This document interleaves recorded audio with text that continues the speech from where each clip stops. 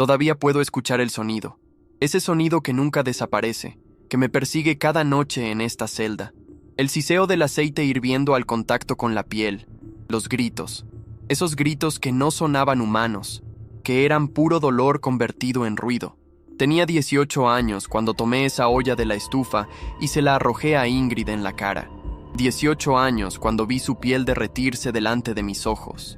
18 años cuando decidí que la justicia no llegaría sola y que tendría que tomarla con mis propias manos.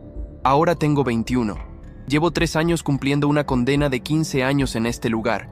Y esta es la primera vez que hablo públicamente sobre lo que realmente pasó esa noche, sobre por qué lo hice, sobre lo que descubrí antes de hacerlo. Los medios me llamaron monstruo. Los periódicos publicaron fotos de Ingrid después del ataque, su cara envuelta en vendajes, sentada en una silla de ruedas en el juicio. Me pintaron como un hijastro violento que atacó sin razón a una mujer indefensa, pero nunca contaron la otra historia. Nunca hablaron de lo que ella hizo primero. Nunca mencionaron a Luca y Milo, mis hermanos, los gemelos, los niños de 8 años que murieron con 3 semanas de diferencia, mientras Ingrid actuaba como la madrastra devota y preocupada. Hoy voy a contar la verdad, toda. Y cuando terminen de escuchar, ustedes decidirán quién era realmente el monstruo. ¿Alguna vez han sentido odio puro? No disgusto, no resentimiento. Hablo de ese odio visceral que te quema desde adentro, que te consume cada pensamiento, que te hace levantarte cada mañana con un solo propósito. Yo viví con ese odio durante semanas. Semanas en las que sonreía en el desayuno, en las que decía buenos días como si nada, en las que planeaba exactamente cómo iba a hacerla pagar por lo que había hecho. Porque cuando descubres ciertas cosas, cuando ves la verdad tan clara que es imposible negarla, ya no puedes volver a ser quien eras antes. El mundo cambia, las personas cambian, y tú cambias de maneras que nunca creíste posibles. Me llamo Dimitri, 21 años, 3 encerrado aquí, 12 más por delante si todo sale según lo planeado por el sistema judicial. 15 años de mi vida por 30 segundos de venganza. ¿Valió la pena? Esa pregunta me la hacen todos. Los psicólogos de la prisión, los otros internos, los guardias cuando creen que estoy de humor para hablar. Mi respuesta siempre es la misma. Pregúntenme otra vez cuando salga de aquí. Pregúntenme cuando haya cumplido cada día de esta condena. Entonces les diré si valió la pena. Porque ahora mismo, 3 años después, con la imagen de su cara derritiéndose todavía fresca en mi memoria, lo único que puedo decirles es que no me arrepiento. Y eso probablemente dice más sobre mí de lo que quisiera admitir. Esta historia empieza mucho antes de esa noche en la cocina. Empieza con mi padre, Nikolai, un hombre bueno que tuvo la mala suerte de enamorarse de la mujer equivocada en el momento equivocado de su vida. Mi madre biológica murió cuando yo tenía 4 años. Cáncer de ovarios. Fue rápido y brutal. Un día estaba ahí, al siguiente estaba en el hospital, y 6 meses después ya no estaba. Mi padre quedó destrozado. Trabajaba en construcción, largas horas físicas que lo dejaban exhausto. Criarme solo era difícil. Necesitaba ayuda, o al menos eso se decía a sí mismo para justificar lo que vino después. Conoció a Ingrid cuando yo tenía 11 años. Ella trabajaba en una cafetería cerca del sitio de construcción donde él era capataz. Era escandinava, de algún país nórdico del que nunca hablaba mucho. Rubia, alta, con esos ojos azules claros que parecían atravesarte. Mi padre decía que era hermosa. Yo solo veía algo frío en ella, algo que me incomodaba incluso entonces, aunque era demasiado joven para entender por qué. Se casaron cuando yo tenía 12, una boda pequeña, solo nosotros 3, un juez y un par de testigos aleatorios del juzgado. Recuerdo estar parado ahí en mi traje nuevo que me quedaba demasiado grande, viendo cómo mi padre prometía amarla hasta la muerte. No sabía entonces cuán literalmente se cumpliría esa promesa. Al principio Ingrid actuaba como la madrastra perfecta de los cuentos. No la malvada, la buena. Me preparaba el desayuno antes de la escuela, preguntaba por mis tareas. Venía a mis partidos de básquet aunque nunca pareciera realmente interesada. Mi padre estaba feliz. Eso era lo que importaba. Él sonreía de nuevo. Reía. Tenía energía para hacer cosas después del trabajo. Y un año después de la boda, Ingrid quedó embarazada. Gemelos. Luca y Milo llegarían a completar la familia que mi padre siempre había querido. Nacieron prematuros pero sanos. 2 niños idénticos con el cabello oscuro de mi padre y esos ojos azules de Ingrid. Yo tenía 13 cuando llegaron, la edad perfecta para ser el hermano mayor molesto o el hermano mayor protector. Elegí lo segundo. Me enamoré de esos bebés desde el momento en que los vi. Eran míos también, mi familia, mi responsabilidad. Los cuidaba cuando Ingrid estaba ocupada, les daba sus biberones, los mecía cuando lloraban, y cuando crecieron lo suficiente para caminar y hablar, me seguían a todos lados como dos patitos detrás de su mamá pato. Me llamaban Dimi. No podían pronunciar mi nombre completo. Dimi era su héroe. Dimi les enseñaba trucos de básquet. Dimi les leía cuentos antes de dormir. Dimi los protegía de las pesadillas. Los años pasaron. No fueron perfectos, pero fueron buenos. Mi padre trabajaba duro. Ingrid cuidaba de los gemelos y de la casa. Yo iba a la escuela e intentaba ser un buen hermano mayor. Éramos una familia funcional. O eso parecía desde fuera. Pero había momentos pequeños que en retrospectiva cobran un significado terrible, donde veía cosas extrañas. Ingrid mirando a mi padre con una expresión calculadora cuando él hablaba sobre su trabajo, sobre los proyectos grandes que traían buen dinero. Ingrid preguntando con demasiado interés sobre los ahorros, sobre las inversiones, sobre el testamento que mi padre había actualizado después de que nacieran los gemelos. Ingrid siendo excesivamente cariñosa con mi padre cuando él tosía o se quejaba de cualquier malestar, como si estuviera esperando que empeorara. Cuando yo tenía 14, mi padre empezó a sentirse mal. Cansancio extremo, dolores de cabeza, pérdida de peso. Al principio pensó que era el trabajo, el estrés, la edad, pero empeoró. Los doctores hicieron pruebas, y llegó el diagnóstico que nos destruyó. Cáncer de páncreas, etapa 4, inoperable. Le dieron meses, vivió 8 meses de verlo deteriorarse, de verlo perder su fuerza, su peso, su dignidad, de escucharlo vomitar en las noches, de ver las lágrimas de dolor que intentaba ocultar. Ingrid se transformó en la esposa perfecta durante ese tiempo, enfermera dedicada, nunca se quejó, nunca mostró cansancio, estaba ahí para cada necesidad. Los vecinos comentaban qué afortunado era mi padre de tener una esposa tan devota. Yo estaba demasiado destrozado por perder a mi padre para notar nada extraño. Los gemelos tenían 6 años, demasiado pequeños para entender realmente que papá estaba muriendo.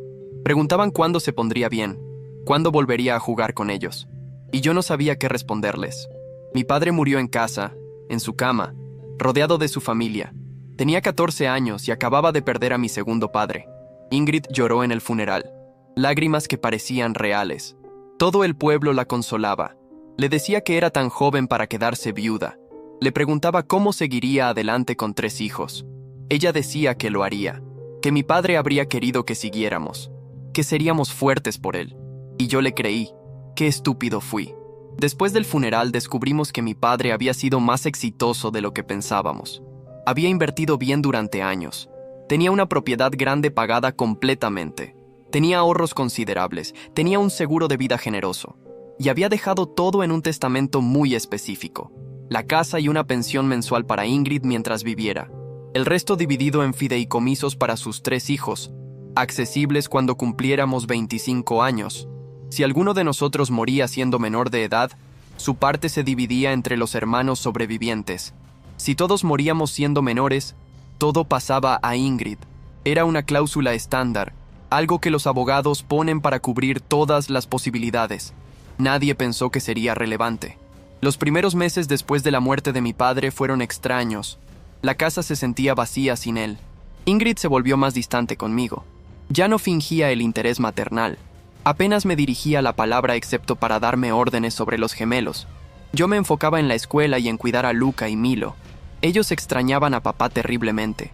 Lloraban por las noches llamándolo. Yo los consolaba como podía.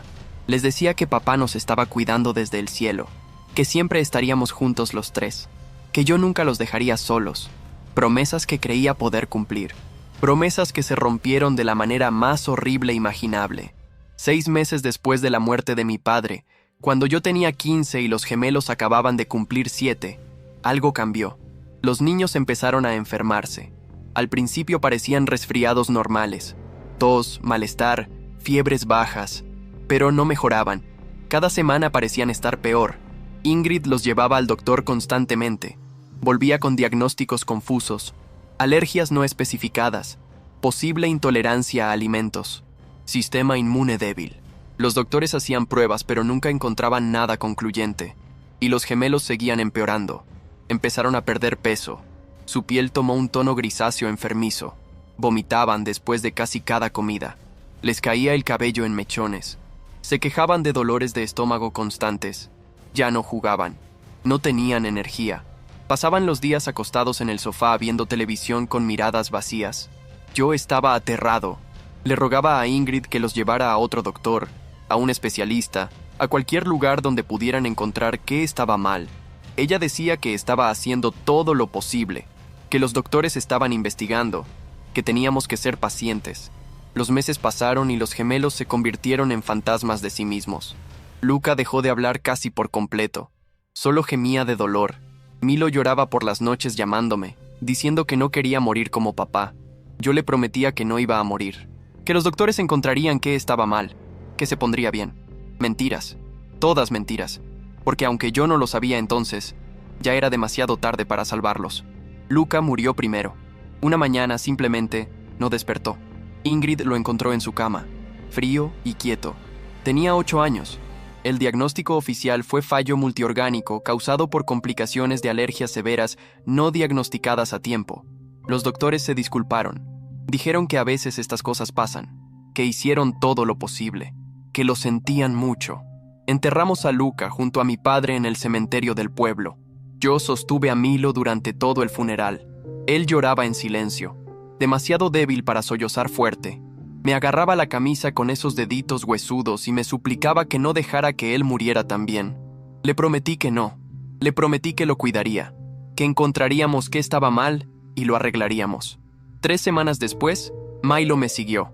Mismo diagnóstico, mismo fallo inexplicable de órganos, mismo funeral, misma tumba fría. Tenía 16 años y acababa de enterrar a mis 2 hermanos pequeños en menos de un mes. El dolor era algo físico, algo que vivía en mi pecho y me apretaba hasta que no podía respirar. Dejé de ir a la escuela, dejé de comer. Pasaba días enteros en mi habitación mirando fotos de los gemelos, leyendo las cartas que me habían escrito, escuchando videos donde sus voces todavía existían, aunque ellos ya no. Ingrid actuó como la madre destrozada. Lloró en ambos funerales. Aceptó condolencias. Decía que no entendía cómo Dios podía ser tan cruel. Que perder un hijo era terrible, pero perder 2 era inimaginable. La gente del pueblo la admiraba por su fuerza, por cómo seguía adelante a pesar de haber perdido todo. Nadie sospechaba nada. ¿Por qué lo harían? Los niños se enferman. A veces los doctores no encuentran respuestas a tiempo. Son tragedias que pasan. Nadie piensa en lo otro, en la posibilidad de que alguien, especialmente una madre, sea capaz de hacer lo impensable. 2 meses después de la muerte de Milo, algo cambió en mi relación con Ingrid. Se volvió más controladora. Me preguntaba dónde iba, con quién hablaba, qué hacía. Me servía la comida personalmente y se aseguraba de que la comiera toda. Me preparaba bebidas sin que las pidiera. Y había algo en la forma en que me miraba, como si estuviera esperando algo, como si estuviera evaluando algo. Me hacía sentir observado, estudiado, como un experimento en progreso. Empecé a sentirme mal también. Náuseas ocasionales, dolores de estómago.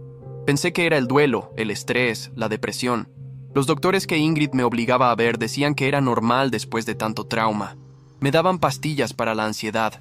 Me decían que con tiempo mejoraría, pero no mejoraba. Cada semana me sentía un poco peor, un poco más débil, un poco más como los gemelos se habían sentido antes de morir. Y una parte de mi cerebro, una parte que no quería escuchar pero que se negaba a callarse, empezó a susurrar preguntas que no quería responder. Pero eso es parte de lo que viene después, parte de lo que descubrí y que cambió todo, parte de la verdad que llevó a esa noche en la cocina con el aceite hirviendo. Porque hay momentos en la vida donde todo lo que creías saber se derrumba, donde descubres que el mundo es mucho más oscuro de lo que imaginabas, y donde te das cuenta de que las personas más cercanas pueden ser las más peligrosas. Antes de seguir, necesito que hagan algo por mí. Si esta historia les está haciendo sentir algo, si quieren saber cómo termina, les pido que le den like a este video. No es por ego, es porque necesito que más personas escuchen esto. Que sepan que hay verdades que se ocultan detrás de tragedias aparentemente naturales. También suscríbanse al canal si no lo han hecho. El botón está ahí abajo, solo apriétenlo. Y compartan esto con alguien que necesite escucharlo, porque lo que viene ahora es la parte más difícil, la parte que me destrozó cuando la descubrí, la parte que me convirtió en lo que soy ahora. Lo que les voy a contar a continuación va a cambiar completamente cómo ven esta historia. Va a hacerlos cuestionar cada muerte que parece natural, cada enfermedad que parece inexplicable, porque a veces los monstruos no son obvios. A veces usan máscaras de víctimas, y a veces las tragedias no son accidentes. Pasaron 2 meses desde la muerte de Milo. Yo seguía en ese estado de duelo paralizante donde cada día se sentía exactamente igual al anterior. Gris, vacío, interminable. Mi cumpleaños número 18 llegó sin celebración. Ingrid hizo una cena pequeña, solo nosotros dos, silenciosa e incómoda. Estábamos solos en esa casa grande ahora, solo la viuda y el hijastro. 2 extraños atados por tragedias compartidas pero sin amor real entre nosotros. Ella seguía actuando como si le importara. Preguntaba cómo me sentía, si necesitaba hablar con alguien, si quería ver más doctores. Yo respondía con monosílabos. Ya no tenía energía para nada más. Una tarde de octubre, 2 meses y medio después del funeral de Milo, estaba buscando mi viejo guante de béisbol. No sé por qué lo quería. Tal vez nostalgia, tal vez una necesidad de conectar con una época más simple. Había guardado muchas cosas de mi infancia en cajas en el garaje cuando empecé la secundaria y recordaba haber visto el guante ahí. Pero cuando bajé al garaje y busqué entre las cajas, no lo encontré. Ingrid debía haberlo movido durante alguna de sus limpiezas obsesivas. Decidí buscar en su habitación. Era la antigua habitación de mis padres, pero yo no había entrado ahí desde la muerte de mi padre. Era territorio de Ingrid, pero ese día algo me empujó a abrir esa puerta. Tal vez intuición, tal vez destino, no lo sé. Entré a esa habitación que olía a su perfume caro y empecé a buscar en el armario, pensando que tal vez había guardado mis cosas de niño ahí. No encontré mi guante. Encontré algo mucho peor. En el fondo del armario, detrás de cajas de zapatos y ropa fuera de temporada, había una caja de cartón sin marcar. Era vieja, con las esquinas dobladas. Algo me hizo abrirla. Tal vez la forma en que estaba escondida, empujada todo lo atrás posible, cubierta con otras cosas. Como si alguien no quisiera que fuera encontrada, pero tampoco podía tirarla. Dentro de la caja había frascos pequeños con etiquetas en otro idioma. Tomé uno y leí la etiqueta. Estaba en lo que parecía sueco o noruego. No podía entenderla completamente, pero había una palabra que reconocí porque la había visto antes en clase de química. Una palabra que me heló la sangre. Arsenic. Arsénico. 3 frascos. 2 vacíos. Uno medio lleno, escondidos en el fondo del armario de Ingrid. Mi primera reacción fue confusión. ¿Por qué tendría arsénico? Tal vez era para ratas, tal vez para el jardín. Había explicaciones lógicas. Tenían que haberlas. Pero entonces vi el otro contenido de la caja. Un cuaderno pequeño, de tapas negras, con páginas llenas de la letra de Ingrid. Lo saqué con manos temblorosas. Lo abrí en una página al azar, y lo que leí me quitó el aliento. Día 47. Dosis aumentada a 15 miligramos cada uno. Luca vomitó 3 veces. Milo 2. Pérdida de cabello más notable. Llevarlos al doctor mañana para documentar deterioro. Pasé las páginas con dedos entumecidos. Había meses de entradas. Meses. Cada entrada con fechas, números, descripciones clínicas de síntomas, descripciones de mis hermanos sufriendo. Y cada entrada hablaba de dosis, de cantidades, de efectos. Era un registro. Un maldito registro científico de cómo ella los estaba envenenando. La primera entrada era de 8 meses antes de la muerte de Luca. Día 1. Primera dosis. 5 cada gemelo mezclado en jugo de naranja. Sin síntomas inmediatos. Observar en las próximas horas. Las entradas continuaban. Día tras día. Semana tras semana. Mes tras mes. Documentando cada paso del deterioro de mis hermanos. Cada vómito. Cada queja de dolor. Cada libra perdida. Cada mechón de cabello caído. Y entre las entradas clínicas, había otras anotaciones. Los doctores no sospechan nada. Diagnóstico de alergias perfecto. Dimitri preguntó por más doctores. Decir que estamos haciendo todo posible. Luca muy débil. Tal vez 2 semanas más. Caí al suelo con el cuaderno en las manos. Mis piernas no me sostenían. No podía respirar. No podía procesar lo que estaba leyendo. Mi cerebro se negaba a aceptarlo, pero ahí estaba, en su propia letra. Evidencia irrefutable de que Ingrid había estado envenenando sistemáticamente a mis hermanos pequeños durante 8 meses, que había documentado su agonía como si fuera un experimento, que los había llevado a doctores sabiendo que no encontrarían nada porque ella controlaba qué les daba en casa, que había planeado cada paso de sus muertes. Pero eso no era todo. Seguí leyendo con lágrimas corriendo por mi cara, y encontré entradas posteriores a la muerte de los gemelos, entradas sobre mí. Dimitri cumplió 18, ahora legalmente adulto pero todavía en la casa. Comenzar fase 2 en 2 semanas. Dosis más bajas para que parezca enfermedad lenta. No repetir error de rapidez con gemelos. Día 12 con D. Náuseas reportadas. Funcionando. Aumentar gradualmente. D pregunta demasiado sobre síntomas. Llevarlo a doctores para tranquilizarlo. Asegurar diagnóstico de ansiedad post-trauma. Ella me estaba envenenando a mí también. Había empezado 2 meses atrás. Los malestares que había estado sintiendo, las náuseas, los dolores de estómago. No era duelo, no era estrés. Era arsénico en mi comida. La misma sustancia que había usado para matar a Luca y Milo. El mismo método exacto, solo más lento, más cuidadoso, porque había aprendido de los gemelos. Había refinado su técnica. Y entonces entendí todo. El testamento de mi padre. Si los 3 hermanos moríamos siendo menores de edad, Ingrid heredaba todo. Ella había planeado esto desde el principio. Esperar a que mi padre muriera naturalmente de cáncer. Después matar a los 3 herederos uno por uno. Empezar con los gemelos porque eran pequeños, vulnerables, más fáciles de controlar. Después yo. Y cuando todos estuviéramos muertos, ella se quedaría con la casa, las inversiones, todo. Una viuda trágica que había perdido toda su familia. Nadie sospecharía. Y ella viviría cómodamente el resto de su vida con el dinero de mi padre. Mis hermanos no murieron por enfermedad. Fueron asesinados. Envenenados lentamente durante meses. Torturados mientras su madrastra documentaba cada etapa de su agonía como si fueran ratas de laboratorio. Y yo había estado ahí, incapaz de protegerlos, sin saber que el peligro dormía en la habitación de al lado. Me quedé en el suelo de su habitación durante horas. No sé cuánto tiempo. Leí cada página de ese cuaderno 3 veces. Memoricé pasajes. Busqué alguna explicación alternativa que no existía, porque no quería que fuera verdad. No quería creer que alguien pudiera ser tan monstruoso. Especialmente no alguien que había vivido con nosotros, que había comido en nuestra mesa, que había actuado como madre de esos niños. Pero era verdad. Cada palabra del cuaderno era verdad. Y yo tenía que hacer algo al respecto. Mi primera reacción fue lógica. Llamaría a la policía. Les mostraría el cuaderno. Les mostraría los frascos de arsénico. Pedirían exhumar los cuerpos de los gemelos. Las autopsias revelarían envenenamiento crónico. Ingrid sería arrestada, juzgada, condenada. Justicia. La manera correcta de hacer las cosas. La manera civilizada. Pero entonces pensé en todo lo que había leído sobre casos así. En cómo el arsénico se degrada con el tiempo. En cómo después de meses enterrados, tal vez las pruebas no serían concluyentes.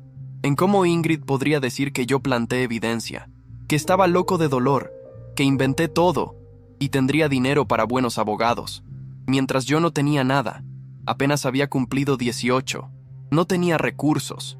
No tenía credibilidad contra una viuda respetada que había perdido a sus hijastros. ¿Y si no le creían a la justicia? ¿Y si Ingrid salía libre? ¿Y si continuaba su plan conmigo? Después de todo, ella no sabía que yo había encontrado el cuaderno. Seguiría envenenándome pensando que su secreto estaba a salvo. Me mataría eventualmente. Y se quedaría con todo. Los gemelos habrían muerto para nada. Y ella habría ganado. Esa noche tomé el cuaderno, tomé los frascos y los escondí en mi habitación. Tomé fotos de cada página con mi teléfono. Guardé las copias en la nube y empecé a planear, porque había decidido que la justicia legal no era suficiente.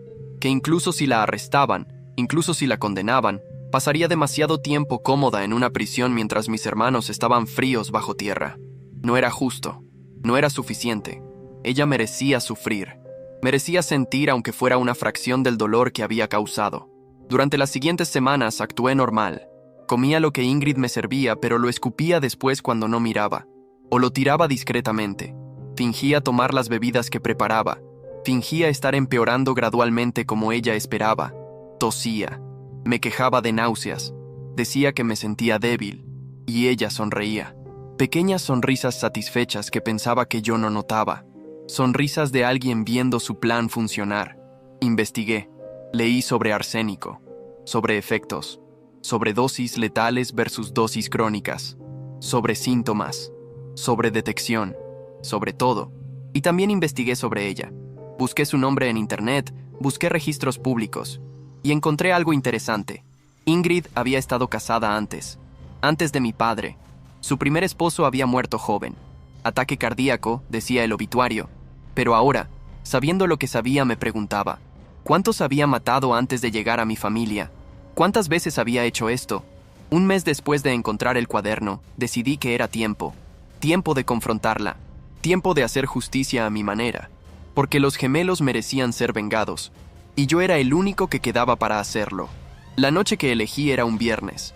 Ingrid estaba cocinando la cena. Algo con mucho aceite que tenía en una olla grande sobre la estufa. Yo bajé con el cuaderno en las manos, con los frascos de arsénico en los bolsillos, con una calma fría que me sorprendió incluso a mí. El miedo había desaparecido. La duda había desaparecido. Solo quedaba determinación.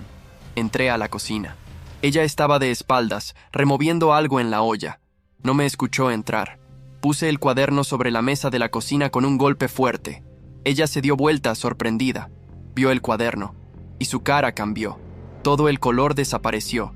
Sus ojos se fueron al cuaderno, después a mí, después de nuevo al cuaderno, y supe que sabía. Sabía que había descubierto su secreto. ¿Qué es eso?, preguntó con voz que intentaba sonar casual, pero temblaba en los bordes. Tú sabes exactamente qué es, respondí con voz plana. Tu registro, tu documentación de cómo asesinaste a Luca y Milo, día por día, dosis por dosis, todo está aquí, en tu propia letra. El silencio que siguió fue absoluto. Podía escuchar el borboteo del aceite en la estufa, el tic-tac del reloj de pared, mi propia respiración controlada, pero nada de Ingrid. Se había quedado completamente quieta, como un animal que sabe que ha sido descubierto pero todavía está calculando si puede escapar. No sé de qué hablas, dijo finalmente. Eso podría ser cualquier cosa, tal vez un diario, tal vez notas médicas. Notas médicas, repetí sin emoción. Claro, notas médicas que documentan dosis de arsénico, que describen síntomas de envenenamiento, que celebran cuando los doctores no sospechan. Muy médico. Saqué los frascos de mis bolsillos y los puse junto al cuaderno. Ella miró los frascos, y algo en su expresión cambió. La negación desapareció. Fue reemplazada por algo más frío, más calculador.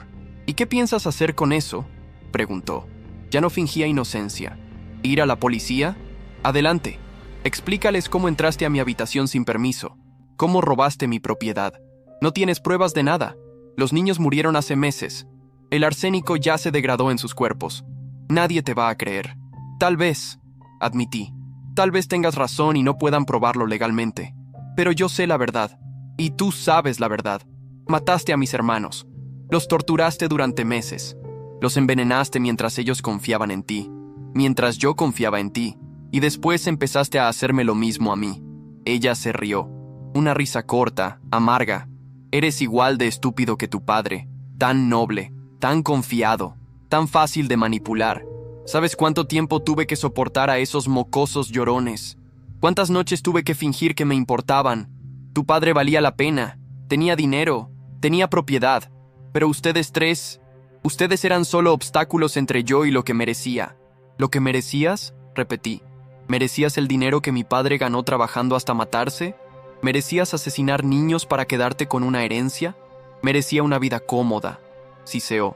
Merecía no pasar el resto de mis años criando hijos que no son míos, esperando décadas hasta que cumplieran 25 para acceder a un dinero que debería ser mío. Tu padre me prometió seguridad, y yo la tomé de la única manera posible. Caminó hacia la mesa, hacia el cuaderno. Su mano se extendió como si fuera a tomarlo, pero yo fui más rápido. Lo agarré y lo moví fuera de su alcance. Este cuaderno se queda conmigo, dije. Es evidencia, y aunque no sea suficiente para la policía ahora, algún día lo será. Algún día encontraré la manera de probarlo, y todos sabrán que eres. Ella me miró con odio puro, odio sin máscaras. Y entonces hizo algo que no esperaba. Agarró un vaso de agua de la mesa, el vaso que había preparado para mí antes de que yo bajara, y lo sostuvo entre nosotros con una sonrisa cruel. «¿Este vaso?», dijo, «tiene suficiente arsénico para matarte en días. Iba a dártelo con la cena, pero tal vez debería hacerlo ahora. Un último regalo antes de que arruines todo». Y lo lanzó hacia mí. El agua salió volando. Instintivamente me agaché. El vaso se estrelló contra la pared detrás de mí, y algo en mí se rompió. Ver ese vaso, saber que contenía veneno, darme cuenta de que ella había estado a segundos de hacerme lo mismo que a los gemelos. Fue demasiado. Me moví sin pensar, sin planear. La olla de aceite hirviendo estaba justo ahí en la estufa, a un brazo de distancia, y antes de que mi cerebro consciente pudiera procesar lo que estaba haciendo, mis manos ya estaban en el mango, ya estaban levantando la olla, ya estaban arrojando el contenido directamente a su cara. El aceite hirviendo la golpeó en toda la cara, el cuello, el pecho, y los gritos comenzaron, gritos que no sonaban humanos, gritos de agonía pura mientras su piel se derretía. Se llevó las manos a la cara, el aceite quemaba eso también, cayó al suelo retorciéndose, y yo me quedé ahí parado, sosteniendo la olla vacía, viendo lo que había hecho. Su piel se desprendía en tiras, burbujas enormes se formaban y reventaban. El olor era horrible, carne quemada, aceite, pelo chamuscado. Ella seguía gritando, pero ahora los gritos eran más débiles, más desesperados. Intentaba gatear hacia el fregadero, pero no podía ver. El aceite había alcanzado sus ojos. Estaba ciega, ciega y desfigurada, y sufriendo exactamente como mis hermanos habían sufrido. Dejé caer la olla, saqué mi teléfono, y llamé a emergencias con voz que sonaba extrañamente calmada. «Necesito una ambulancia. Mi madrastra tuvo un accidente con aceite hirviendo. Está gravemente herida. Sí, estoy en la dirección que aparece en su sistema. Dense prisa». Colgué, y me senté en el suelo de la cocina, a metros de donde Ingrid se retorcía y gemía, esperando a que llegara la ayuda. No intenté ayudarla, no intenté aliviar su dolor. Solo esperé, y miré, y me aseguré de memorizar cada detalle para poder recordarlo después. La ambulancia llegó 12 minutos después. Los paramédicos entraron corriendo. Vieron la escena. Me vieron a mí sentado calmadamente. Vieron a Ingrid en el suelo con la cara irreconocible. Y empezaron a hacerme preguntas mientras trabajaban en estabilizarla. Les dije que había sido un accidente, que estábamos discutiendo, que ella se acercó demasiado a la estufa, que la olla se cayó. Mentiras que pronuncié con la misma cara neutral que había mantenido durante todo. La policía llegó después. Más preguntas, mismas respuestas. Noté que uno de los oficiales miraba el cuaderno sobre la mesa. Intenté explicarlo. Intenté decirles lo que Ingrid había hecho. Pero en ese momento, con ella siendo llevada en ambulancia luchando por su vida, con la evidencia circunstancial en mi contra siendo tan obvia, nadie quería escuchar sobre teorías de envenenamiento de hace meses. Me arrestaron esa noche, intento de homicidio. Cuando Ingrid sobrevivió en el hospital, cambiaron a agresión agravada con intento de homicidio. El juicio fue rápido y brutal. Mi abogado intentó presentar el cuaderno.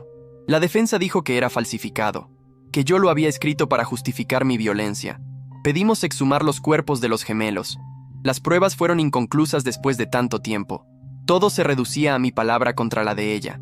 E Ingrid fue una testigo perfecta, sentada en su silla de ruedas, su cara envuelta en vendajes, su voz quebrada por el trauma. Contó cómo yo siempre había sido violento, cómo había amenazado a mi padre, cómo después de la muerte de los gemelos me puse peor, cómo esa noche la ataqué sin provocación mientras ella preparaba la cena. Lágrimas corrían por sus mejillas vendadas mientras describía su dolor, su miedo, su trauma permanente. El jurado deliberó 3 horas. Culpable. 15 años de prisión. La jueza dijo que mi edad era la única razón por la que no era cadena perpetua, que lo que había hecho era atroz, imperdonable, que Ingrid tendría que vivir el resto de su vida desfigurada, ciega, traumatizada por mi violencia. Y así llegué aquí. 3 años encerrado, 12 más por delante. Ingrid está libre, viviendo de la herencia que robó, en la casa que mi padre construyó. Ciega y desfigurada, sí, pero viva y rica. Los gemelos están muertos y olvidados. Oficialmente murieron de complicaciones médicas. Nadie excepto yo sabe la verdad. Nadie excepto yo y ella. ¿Valió la pena? Me hacen esa pregunta constantemente, y mi respuesta es complicada. No logré justicia legal. No pude probar lo que ella hizo. Ella ganó en términos prácticos. Se quedó con el dinero. Yo perdí mi libertad, pero cada vez que cierro los ojos y veo su cara derritiéndose, cada vez que recuerdo sus gritos, siento algo parecido a satisfacción, porque ella sufrió. Aunque solo fue por momentos comparado con los meses que torturó a mis hermanos, ella sintió dolor real, dolor que llevará en su cuerpo el resto de su vida. ¿Debería haber hecho las cosas diferente? Probablemente. Debería haber guardado mejor las evidencias. Debería haber buscado ayuda legal antes. Debería haber sido más inteligente. Pero la rabia no es inteligente, la rabia es fuego. Y ese fuego quemó todo a mi alrededor, incluyéndome a mí. ¿Me arrepiento? De muchas cosas. Me arrepiento de no haber encontrado el cuaderno antes. Me arrepiento de no haber podido salvar a los gemelos. Me arrepiento de los años que perdí aquí dentro. Pero no me arrepiento de haberle arrojado ese aceite. No me arrepiento de haberla dejado ciega. No me arrepiento de las cicatrices que llevará siempre. Porque en mi mente retorcida, en mi corazón roto, eso es lo más cercano a justicia que Luca y Milo van a recibir. Los visito a veces. Bueno, no físicamente. No puedo salir de aquí, pero los visito en mis recuerdos. Luca enseñándome su dibujo del colegio, Milo riéndose cuando le hacía cosquillas. Los dos corriendo hacia mí cuando llegaba de la escuela gritando «¡Dimi! ¡Dimi!». Esos recuerdos son lo único puro que me queda, lo único que Ingrid no pudo envenenar.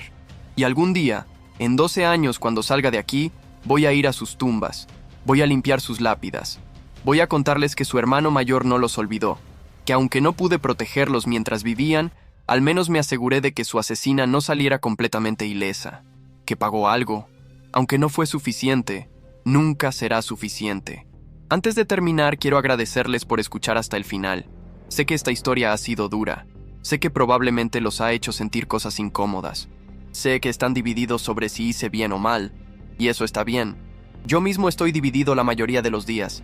Les pido que le den like si esta historia les ha impactado, que se suscriban al canal, que compartan esto con alguien que necesite escucharlo. Cada día subimos historias reales de personas que vivieron tragedias y tomaron decisiones imposibles. Historias que el mundo prefiere ignorar. Perdonen que haya sido tan largo, pero los gemelos merecían que su historia se contara completa. Merecían que alguien dijera la verdad sobre cómo murieron. Y aunque la justicia legal falló, al menos ahora su verdad existe en algún lugar fuera de mi cabeza. Yo soy Dimitri, 21 años, 3 encerrado, 12 más por delante. Le arrojé aceite hirviendo en la cara a mi madrastra. La dejé ciega y desfigurada permanentemente. Y lo hice porque ella envenenó y mató a mis 2 hermanos pequeños durante 8 meses para quedarse con una herencia. No soy un héroe. Soy un hermano que falló en proteger a sus hermanos cuando más lo necesitaban, y que tomó venganza de la única manera que pudo. La pregunta que les dejo: si descubrieran que alguien asesinó a su familia, si tuvieran evidencia pero supieran que la justicia legal probablemente fallaría, ¿qué harían? ¿Confiarían en el sistema o tomarían el asunto en sus propias manos? Piénsenlo y dejen su respuesta en los comentarios. Hasta la próxima historia.